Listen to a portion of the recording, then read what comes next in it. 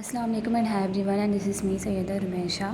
سو آج میں نے سورہ فاتحہ کی تفسیر پڑھی ہے. ٹھیک ہے، اور تفسیر جو میں نے پڑھی ہے نا وہ میں نے بہت زیادہ کانسنٹریٹ کیا لاسٹ لائن پہ. ٹھیک ہے، جو کہ کیا نام ہے اہدنا الصراط المستقیم کے بعد سے اسٹارٹ ہوئی ہے. صحیح ہے، تو ہم اس پیارے کام کو اللہ تعالیٰ کے نام سے اسٹارٹ کرتے ہیں. اور سب سے پہلے اللہ تعالیٰ قرآن کریم میں فرمانے کہ شیطان ہمارا کھلا دشمن ہے، تو اس کو بھگا لیتے ہیں. تعوذ اور تسمیہ دونوں پڑھ لیتے ہیں. اعوذ باللہ من الشیطان الرجیم، بسم اللہ الرحمن الرحیم. In the name of Allah who is the most beneficent and the most merciful, we are going to start our tafsir of first chapter of our Quran, which is سورہ فاتحہ. آپ کو پتہ ہے سورہ فاتحہ قرآن مجید کا فرسٹ چیپٹر، جس کو ام الکتاب بھی کہا جاتا ہے، جس کو مدر آف دی قرآن بھی کہا جاتا ہے، اوپنر آف دی قرآن بھی کہا جاتا ہے. کیونکہ اللہ تعالیٰ کو یہ سورت اتنی پسند تھی کہ ایک تو ہم نے ہر نماز میں اس کو پڑھنا ہے. ٹھیک ہے، ہر نماز میں کیوں پڑھنا ہے؟ کیونکہ یہ دعاؤں کی قبولیت کا ذریعہ ہے، یہ ہدایت کے لیے بہترین دعا ہے. یعنی کہ سب سے پہلے تو ہم نے یہ سمجھنا چاہیے کہ فرسٹ جو چیپٹر ہے ہمارا وچ از سورہ فاتحہ، ہم سب سے پہلے اس میں ہدایت ہی مانگنا سیکھ رہے ہیں کہ جب بھی ہم دعا مانگیں تو ہماری دعا ہدایت کے بغیر نامکمل ہونی چاہیے. کیونکہ میں نے ایک جگہ پڑھا تھا کہ ہمیں ہر چیز بن مانگے مل سکتی ہے، لیکن ایک ہدایت ایسی چیز ہے جو کہ کبھی بھی ہمیں بن مانگے نہیں ملے گی. تو ہم نے ہدایت پہ کانسنٹریٹ کرنا ہے، اور صرف اپنے لیے نہیں، جو ہمارے عزیز و اقارب ہیں جن سے ہم محبت کرتے ہیں، ہم نے ان کے لیے بھی ہدایت مانگنی ہے کہ اللہ تعالیٰ ہم سب کو ہدایت دے. آمین آمین آمین. اللہ تعالیٰ ہم سب کو ہمیشہ سچے اور سیدھے راستے پہ چلائے. آمین ثم آمین. سو بیسیکلی سورہ فاتحہ ایک ہدایت کے لیے بہترین دعا ہے. ٹھیک ہے، ہدایت ملنے کے بعد ہی انسان کیا نام ہے کامیاب ہو سکتا ہے. مطلب یہ جو دعا ہے نا، مطلب سوری یہ جو فرسٹ ہمارا چیپٹر ہے سورہ فاتحہ، ٹھیک ہے، جو ہمارے 114 صورتیں ہماری قرآن مجید میں، جو ہمارا فرسٹ چیپٹر ہے سورہ فاتحہ، تو اس میں نا ہمیں دعا مانگنے کا کمپلیٹ پروسیجر بتایا گیا ہے، کیسے اسٹیپ بائی اسٹیپ. سب سے پہلے ہم نے اپنے اللہ تعالیٰ کی تعریف کرنے کی، اللہ تعالیٰ بہت رحیم ہے، بہت کریم ہے، میری یہ دعا قبول فرما لیجیے. اور پھر بتایا جا رہا ہے کہ دعا انکمپلیٹ ہونی چاہیے. کس کے بغیر انکمپلیٹ ہونی چاہیے؟ ہدایت کی دعا کے بغیر انکمپلیٹ ہونی چاہیے. سو یہاں پر نا ہم لائن وائز دیکھتے ہیں کہ کس لائن کا کیا ترجمہ ہے. سو سب سے پہلے بسم اللہ الرحمن الرحیم، اور پھر ہم اس آیت کو سورت کو اسٹارٹ کرتے ہیں الحمدللہ رب العالمین. تو بیسکلی ہم اپنے اللہ تعالیٰ کا شکر ادا کر رہیں گے. سب تعریفیں اللہ ہی کے لیے جو تمام جہانوں کا پالنے والا. تو سب سے پہلے ہم نے اپنے اللہ تعالیٰ کی تعریفیں کی، ٹھیک ہے، اور اس کا شکر ادا کیا. پھر کیا نام ہے اس کے بعد جو سیکنڈ لائن ہے اس میں ہم نے اگین اس کی کیا نام ہے ایٹریبیوٹس کا ذکر کیا، یعنی کہ اس کی کوالٹیز کا ذکر کیا کہ آپ الرحمن ہیں، آپ الرحیم ہیں، یعنی کہ نہایت رحم فرمانے والے اور نہایت کیا نام ہے نرمی کرنے والے.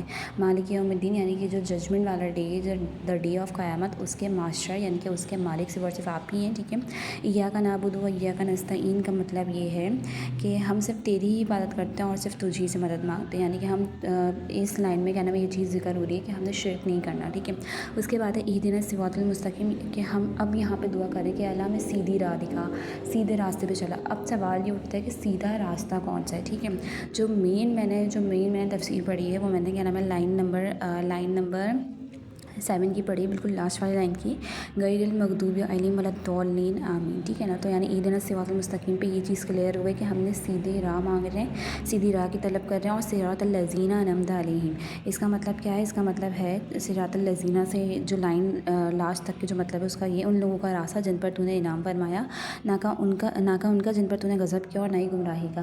سو بیسیکلی کیا نام ہے ہم نے ان راستوں کا چناؤ کرنا ہے جن لوگوں نے وہ راستہ چنا اور اللہ تعالیٰ نے ان پہ نعمت فرمائی.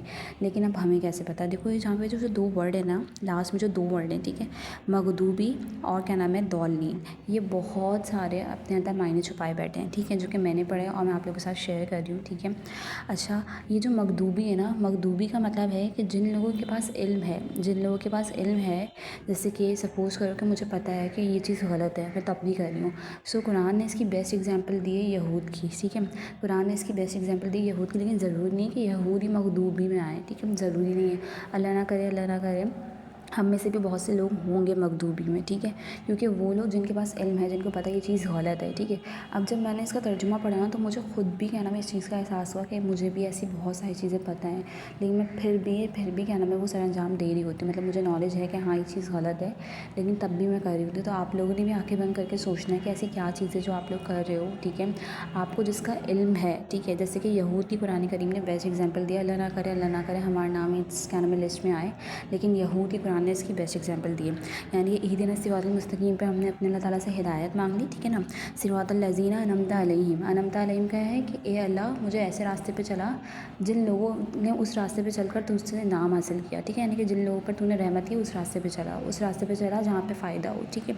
तो फिर क्या नाम है, गैरिल मग़दूबी अलैहिम वलद्दालिन, अल्लाह ताला ने और स्पेसिफ़ाई कर दिया, और स्पेसिफ़ाई कर दिया कि वो वाला रास्ता नहीं जो कि मग़दूब ने चूज़ किया था। मग़दूब वो रास्ता है जहाँ पे इल्म है, इंसान को इल्म है तब भी वो गलत काम कर रहा है, तो वो मग़दूबी में आ जाएंगे वो लोग, जिसकी बेस्ट एग्जांपल कुरान ने यहूद की दे दी।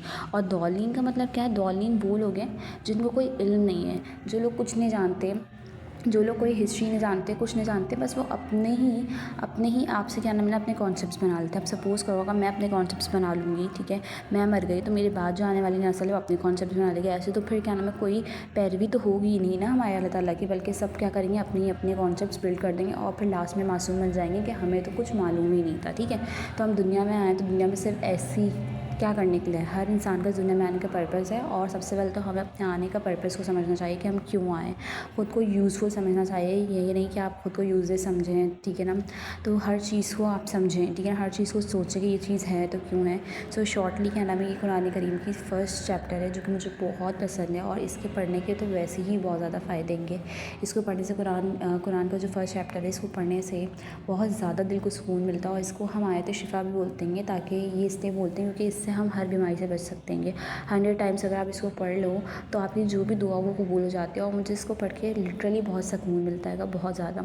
सो शॉर्टली यहाँ पे मैंने आपको 2 वर्ड्स का मतलब बहुत ज़्यादा बताया, एक मग़दूब का और दूसरा दौलीन का, ठीक है। मतलब हम लोग जब छोटे थे तब से इसका तर्जुमा पढ़ते थे, लेकिन मग़दूब और दौलीन का तर्जुमा मुझे आज बहुत अच्छे से पता चला कि मग़दूब वो लोग जिनको पता भी है कि वो चीज़ गलत है, ठीक है, वो चीज़ पता है कि गलत है। जैसे अगर मैं आपको एक एग्जांपल दूँ तो वो एग्जांपल है कि हम सब ने ही कोर्स सिस्टम से पढ़ा है, ठीक है, और कोर्स सिस्टम से पढ़ने की वजह से ये है कि हमारी बातचीत हो जाती है वॉइस से, ठीक है, लेकिन हमें पता है कि ना मैडम से बात नहीं करनी चाहिए, लेकिन फिर भी हम कर लेते हैं। ज़रूरी नहीं है कि आप वही जो मीडियम होता है मोहब्बत शौबत, ज़रूरी नहीं है। नॉर्मली हम क्या नाम है बात कर भी लेते हैं, जैसे कि काम की बात, मुझे ऐसा लगता है हमारा इस्लाम बहुत प्यारा है, हम काम की बात तो कर सकते हैं, लेकिन काम की बात करते करते कभी कभार थोड़ा सा मजाक भी हो जाता है, तो हमने उस बाउंड्रीज़ को सेट करना चाहिए, क्योंकि जो काम हमारे अल्लाह ताला ने मना कर दिया, अल्लाह ताला हम सबको इतनी पक्की वाली हिदायत दे कि हम उस काम से रुक जाएँ, और फिर क्या नाम है उसको करने का सोचें भी ना, उसका तसव्वुर भी ना आए, ठीक है। So that's all for today.